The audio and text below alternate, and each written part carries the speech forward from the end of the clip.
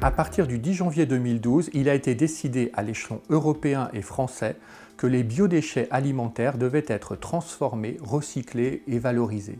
Une circulaire a été publiée et elle définit les professions concernées par cette obligation de transformation. Cela comprend la restauration sous presque toutes ses formes, traditionnelles, collectives, scolaires, sociales ou encore rapides.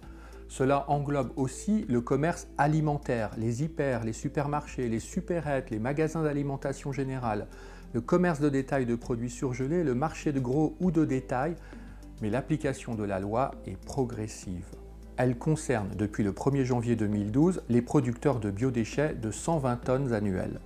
Puis, au fil des années, jusqu'en 2016, elle ira jusqu'à inclure les producteurs de 10 tonnes annuelles de biodéchets.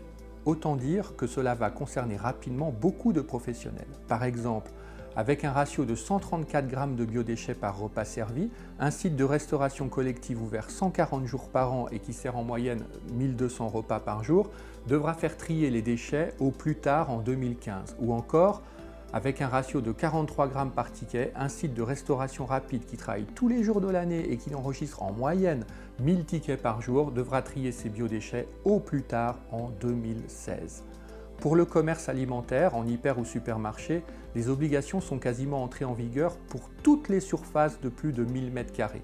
Et pour les petits marchés urbains, par exemple 25 emplacements une fois par semaine, la production de biodéchets est de l'ordre de 250 kg par jour de marché, soit environ 13 tonnes par an. L'obligation de transformation sera activée en 2016. On le voit, le planning est très serré. Il est temps de s'organiser et de respecter la loi et l'environnement en minimisant l'impact négatif de l'homme sur la planète.